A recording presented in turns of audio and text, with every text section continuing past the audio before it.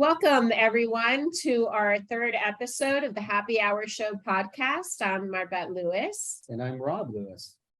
Thank you all for joining us today. We have an interesting discussion today and a very special guest that we're happy to bring into our show today to offer a very unique perspective.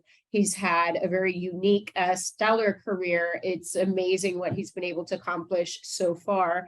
And so we're going to give him the opportunity to introduce himself.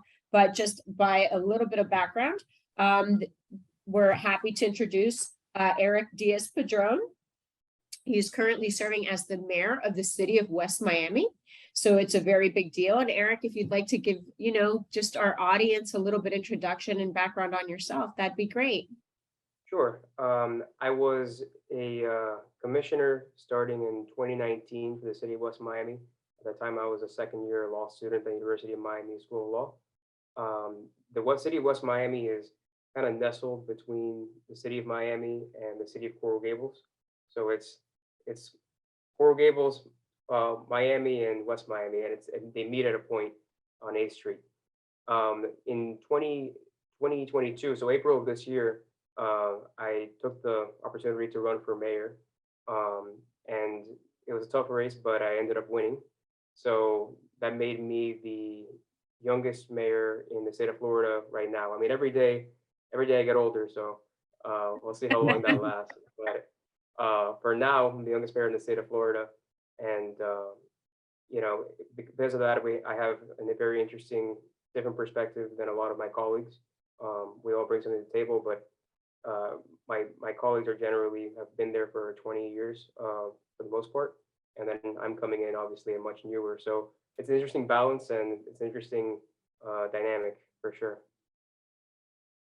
And I think that's what makes you such a special guest for us today, because you do have a very unique perspective, not just in your current role as mayor, but just in your current role as a millennial, really, and your perspective on business and really how business has changed really over the past few years because of that millennial influence.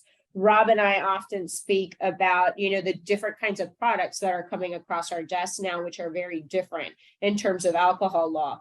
I'm sure Chelsea, our wonderful marketing manager, gave you a little background on our firm and what we do, but we really focus our entire practice on alcohol and alcohol law. Not something I knew existed when I went to law school, other than engaging and drinking it. But when I met Rob and I learned more about the practice area, it was very dynamic because of the different types of clients that we have the opportunity to represent. And a big part of that is representing producers. So we get involved in a lot of new product launches and innovative ideas. And I think certainly over the past, 5-10 years, we've seen a shift in the types of products that are popular. And really, I think that's very much based on the millennial trends and what millennials are craving. And it's a very unique perspective, I think, from what we've seen in the past. Do you have anything to add to that? Well, yeah, I mean, I think you're obviously right. And it's obvious that you would be right because you see it every day. But it's, I think you're, as you know, and most people can tell, the liquor and spirits industry and the alcohol industry in general actually is very consolidated, right? So usually these big brands have large distributions of a lot of products. And now, because of the millennial impact, you're seeing a lot of people being able to break into the market with new brands for seltzers or for any of these new innovative, I don't want to say innovative, but new ways to consume. And it's leaving a lot of the door open for a lot of these social media influencers or name brands, even in the case of Patagonia and some of these other companies, to come in and fill the void that wasn't being taken by the big operators for the new categories. No, definitely. And you bring up a good point, because Rob and I have spoken about this too, right? We often talk about there's two really main areas where millennials have influenced the market and then are influencing business. And that's with taste. They have a different taste for product, but it's also convenience factor. It's a change in the way that they consume alcohol. Right. I think it's almost like a complete philosophical change. I think years ago, you saw a lot of mainstream interest in what we call like traditional alcoholic beverages, like your whiskey, your bourbon, your vodka, had a run, and there's countless vodka brands that were pouring on the market. And now we're kind of seeing this philosophical shift where you have the ready to drink cocktails, the hard seltzers, and now we're even seeing non-alcoholic beverages like Heineken Zero, and the major players coming out with just basically drinks that taste like alcoholic beverages, but without alcohol, to accommodate like the different demands of what we say the younger drinkers that are coming up. What are your thoughts on that? What do you think is behind this change, in your opinion? Yeah, I think it is I think it's a complete healthy lifestyle change. I do a little Pilates, mega form of Pilates, and my classes are typically 9 women and me. So I have like an insight into what's going on there. But what you see is, and I think without looking at any data, just looking at it from being operating society, 10 years ago, you didn't see these exercise centers that were geared towards women, for example, right? Let's just take that as an example. Women that were in shape would walk and they would eat very well and almost not at all. But now you're seeing a big sector of women, younger women, going to the gym and actually doing exercises that build muscle and tone and all these things that they weren't really doing before. And I think a lot of that is just building more healthy lifestyle across the board, and that filters into how you consume alcohol. So you had these girls in college. When I was in college, they would get the vodka waters, right? And now there's more options in these seltzers and these other drinks or even these low alcohol drinks and other categories that are kind of filling that void or that need in different ways. Yeah, and aside from that, I think there's also a shift in how people consume, not just what they're consuming, but where they're consuming it. Have you seen that? I know you've just started really your run as mayor, but in the city of West Miami, have you seen a change kind of in the types of businesses that are opening up or the types of businesses that are becoming popular? I mean, I know when I was in law school, when I was in college and I was younger, the idea was to go out. You wanted to go out, you wanted to go to the bar, you wanted to go to the nightclub, and now that's kind of shifted more so to more quiet environment, loungy, let's drink at home, back to the house party type concepts. Yeah, I mean, in West Miami, our establishments that cater to that crowd are typically catered to an older generation. So we have famous, some very locally famous wine bars, things of that nature, and that hasn't changed too much, right? So that hasn't been impacted by really young consumer trends. But someone who operates again in society as a human being at 27 years old, I can tell you that bars are having to adjust to create more experiential nights where it's not just music, they have other events to get people in the door. The typical beer bar, I think, is not something that my generation, which is kind of split between Gen Z and millennial, because I was born 95 and I think the split is 96. So I see a little bit of both. I think that the typical beer bar is just not going to make it without having not only different categories, but different reasons to go. And that's going to take some time because, again, there's a massive market of people who still enjoy going to that wine bar. But I think it's coming. Yeah, we see it from a different perspective. I mean, some of us have reached 50, some of us are approaching 50. Some of us really loved those beer bars and the Ratskeller at the university when they were in college. Yeah, and even when we go out now, we see the change. You see the change in the menu, you see the change in just the environment and how places are being set up and what they're offering in terms of a drink menu or a bar. There was this phase where that restaurants went through, and even hotels, where they wanted this huge, massive bars everywhere, and you'd go into a restaurant and the main attraction was the massive bar in the middle of the restaurant.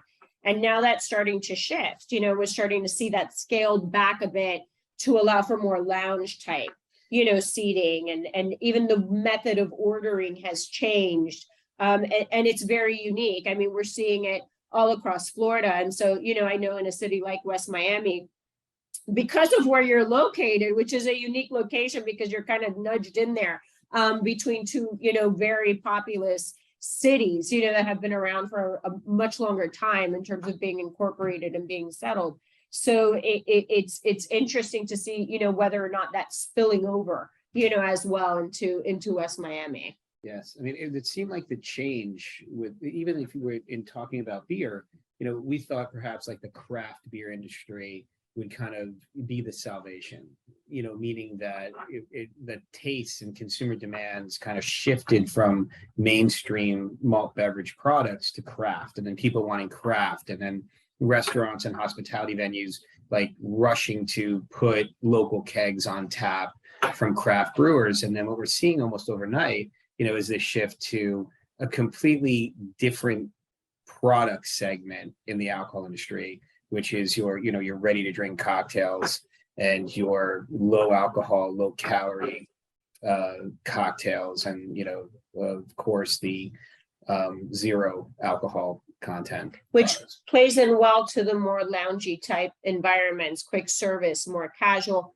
People are starting to, I think, because of the millennial influence, there's a little bit more brand loyalty, I feel, in terms of what millennials drink and what millennials buy. I mean, have you noticed that as well? Yeah, I mean, and I'm onto that point in general. When I joined the commission in 2019, I remember having discussions about trying to improve the entertainment corridor and just trying to attract, and what can we incentivize to attract craft breweries to come in and maybe have a tap room on the corridors. And since then, we kind of had to reevaluate and see, is that something that we still want to, push forward and really, aggressively pursue, or is that something else? And that just shows you how quick everything is evolving. Because like you said, the craft breweries were the rage, and it was supposed to be the savior of everything. And now it's another player. I mean, craft breweries are still popping up. There's some very nice ones coming from Wynwood and City Miami and even Coral Gables, but it's not the rage that everyone thought it was going to continue to be. And I think a lot of it is pure advertising and marketing, right? Which I know you guys probably deal with a lot in your practice, is these influencers. You saw it a lot. People with a lot of celebrity power have always been able to influence consumer demand, right? You saw it with Casamigos, with was George Clooney or one of these guys. Yes. You saw it with but you've seen it across every industry in for all time, right? But I think now you're seeing it with these influencers from TikTok and YouTube, and they're actually coming and they know how to speak to this younger audience. Now that they need people like you to tell them how they're allowed to speak to that younger audience, but they know how to speak to them in a way that's driving a lot of changes. There's some of these brands that I know are directly owned by some of these players. So I think it's going to take some time for the industry to catch up and figure out how to advertise it. But I think at its core, it's just they're coming up with a funner way to market the product. Where craft has always going to have its allure, because my generation, the generation following mine, really likes authenticity, right? And they like to know where their stuff comes from. Absolutely. And I think that definitely plays into building brand loyalty. And I agree with you. I think, the issues that craft brewers have had in really appealing to that growing influence that millennials have, and, how millennials really are dictating how things are advertised and how information is disseminated. What I think is almost amazing is how the alcohol industry is always constantly evolving and reacting to consumer demands. Yeah, and one of those big things is influencers. I mean, influencer marketing is really dominating, the advertising world, and there are so many restrictions on how alcohol can be advertised and who can advertise alcohol, and the images that you can project when you advertise alcohol, that we hear from our clients how difficult it is sometimes to work with influencers. Because of what you just said, they tend to be younger, they tend to appeal to a younger crowd, and that's not necessarily what you want to be mixing into your alcohol advertisement. You want to be appealing to a larger crowd. So there's some conflict there that I think definitely impacts how craft breweries are marketed, how they can market. And I think the other big factor is really costs. The craft industry on the whole, be it on the spirit side or on the brewing side, tends to not have, those expansive, never-ending marketing budgets that you would see some of the more dominant players have. So everything that they do really increases the cost of their product, which is already starting at a higher price point than, say, your average Budweiser product. So, and millennials tend to be very cost conscious. So there's also an inherent conflict there, when you're trying to create an entertainment concept or revive an entertainment district, resting that on a craft distiller or a craft brewery is that consideration. It's the price point. And we've seen the same thing with clients we've had and craft brewers that have tried to expand into tasting rooms or even, restaurant type concepts. You have to consider the price point, and who the audience is. And to the point of the price point, I mean, I think some of this stuff regarding climate change is going to affect, let's say, the wine market, right? On the vintages, they're going to go up, and it's going to limit access to really quality wines for the generation that comes after mine that is much more price conscious even than mine, because of factors that probably related to pandemic and some crazy things in society that no other generation dealt with at those ages. But when you're looking at that, I mean, I'm like I told you, I was born in '95. I'm split, but like you've probably noticed, I've been in rooms of people much older than me for my entire adult life, right? Naturally, in order to do the things I wanted to do, I needed to be in rooms where I wasn't really around my peers. So I'm a traditional, like, go to the bar and order a beer, whatever's on the menu, and or order a wine. But I don't think the generation following mine, or even my generation really, is going to operate like that. And I think a lot of that is they're not going to have access to the stuff that creates the brand loyalty, especially on the wine side, for these vintages, because they're just, unless you're making incredible money, which you don't usually do when you're coming out of college, you're not going to have access to those price points.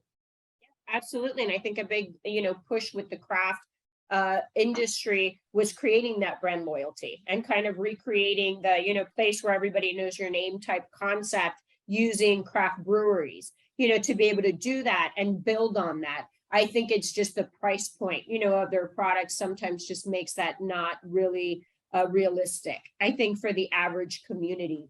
And we've seen that, even with cities when we've helped plan or we've helped change zoning codes, for example, or change alcohol codes for any kind of city. That's something we've always taken into account, when we speak to city officials and zoning officials and they're thinking of these concepts coming in, because we've seen a lot of them fail for that particular reason. They stick them in, in the suburbs in a, perfectly fine area where they think this is going to become the community hotspot.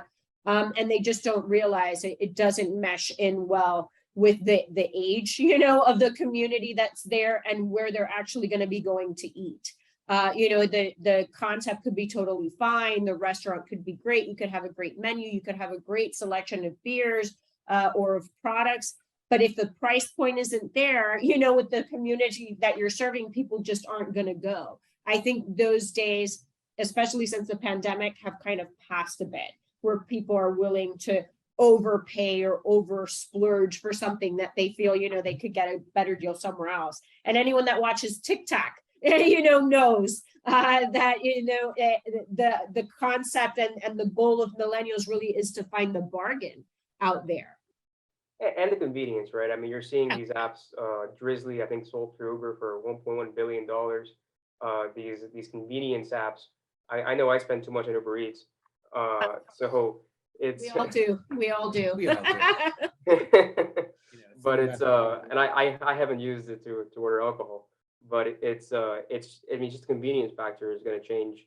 I mean, a lot of things, right? You're seeing more people stay at home and consume in smaller gatherings at home, or you're also seeing just the convenience when it comes to liquor stores.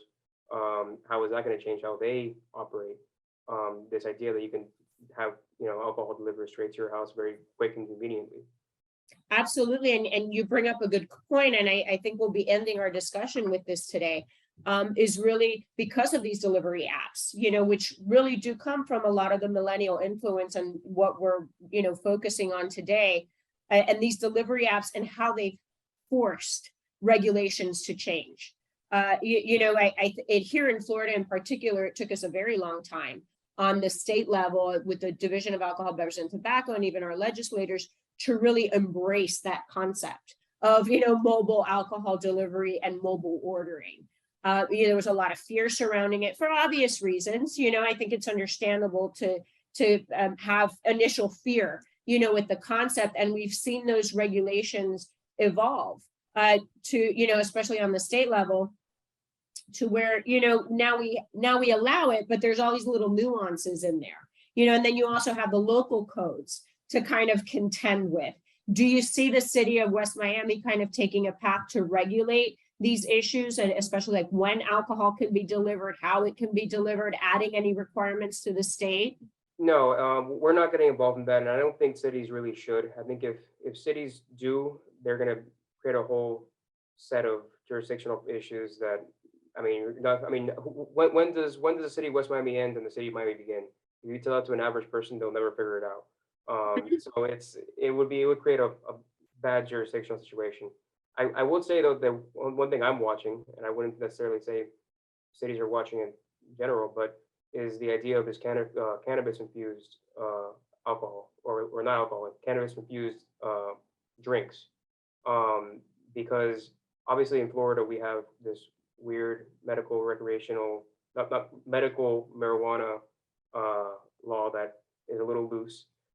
So we're not anywhere near that yet. But if you look at the marijuana law, the cannabis regulations for dispensaries, the way that Florida has put it is basically you either can allow dispensaries, or you can ban dispensaries completely, which is city of West Miami has taken that position. Or if you allow cannabis dispensaries, you have to treat them as pharmacies in your zoning. So you basically either have to say no, not at all, or yes, and you have to treat them as pharmacies and for the zoning regulations. So when that eventually comes, because I think eventually it will come to the United States, in if it hasn't already, in other states, this cannabis infused drinks. But if Florida eventually allows it, that will be another thing that we'll have to tackle from a policy perspective on how how much they're willing to accept it in stores and what that will mean. And I think there it's going to be more challenging for cities to take a step back, because I think where alcohol has been here for a long time, since prohibition, cannabis has a little bit of a different feel for a lot of residents on the generational split. So that's going to be an interesting challenge when that eventually, who knows when, comes. It is, and I think cities are going to have to really draw a lot from the past and historical, how cities dealt with, for example, like dry counties, and how alcohol could be passed, through those counties, how it could be consumed, how it could be brought in, because that created a lot of similar issues. You had a lot of counties that said, we want to be dry. We don't want liquor stores here, or we don't want on-premise establishments here, and the difficulties that created, and maybe it's a situation where it's time to learn from the past, what didn't work there, to see what can work, when you're trying to regulate within a jurisdiction, but the surrounding communities allow it, and that is the issue, that we have with a lot of alcohol regulations, and the conflict between the state and the local laws is typically the most difficult issue, at least for our clients, to overcome. Because, for example, if you're dealing with a chain that's going to have restaurants across the state, they want uniformity, on some level, especially with how they can take delivery orders and where alcohol can be delivered to. I mean, imagine the complexities if you had a restaurant, in the city of Miami, but the delivery regulations were different in the city of Miami and West Miami and in Coral Gables. It's kind of, how do you manage that? And like what you're saying, cannabis infused alcohol, it's going to come to the point where it's in that similar situation, because if it's allowed generally, for example, in Miami-Dade County, but not within the municipalities, how do you regulate it? How do you enforce it? And then at that point, it really is about cities kind of coming together, learning what didn't work with dry counties, what the difficulties were, and how that can be improved to create regulations that work to protect, the communities that don't necessarily want it on their block. I think there's a lot of parallels, between, the fledgling cannabis industry and the alcohol industry, and how are we going to regulate that in states where adult cannabis use is legal, and what system of regulation do we set up? And, I think you bring up some very good points as to, will that day, be in Florida, and if so, when, and how is our state going to deal with that issue? Yeah, no, and I mean, I'll put it out there. It's a podcast. It's meant to be a little bit controversial. A big problem that I think cities are going to have is how the state has dealt with cannabis. They're not, even the way that it's been legalized from a medicinal standpoint. It's not like every other drug, right? It's kind of being treated like it's a medical product, but it's not being really heavily regulated in a sense, just like alcohol or like other products. You know what I mean? Because of what you said, it would be treated like a pharmacy, not a liquor store. You know what I'm saying? And so a liquor store has many more regulations that go with it than, say, a pharmacy is. And a lot more restrictions as to where you can place a liquor store as opposed to where you can place a pharmacy. Yeah, and I'll tell you, I don't think it's controversial to say that the way the law was passed was constitutional amendment. The way that was passed was kind of ridiculous. I mean, look, I understand the people who need it for medical reasons, and that is a legitimate issue. Now, whether it's recreational or not should have been decided on its face, because we're basically treating it as recreational. But again, they're not having the same regulations as the alcohol industry, which isn't fair, frankly. They don't have the same, advertising issues. They don't have the same where they can put them. I mean, and on top of that, we're not even getting taxed. They're not even getting taxed, bringing in tax revenue to the state like they should be, because it's medicinal, so it's not taxed, right? So it's frankly, it's kind of ridiculous. I think it should eventually be brought to the ballot one way or the other. I don't really care what anyone's stance is, but it should be brought as it's supposed to be, right? Where this is not a medicinal thing. This is a recreational thing that we're proposing. I'm all for medicinal marijuana. I won't tell you my position on recreational marijuana, but it should be brought to the voters as recreational if that's the way that's to be treated. Exactly.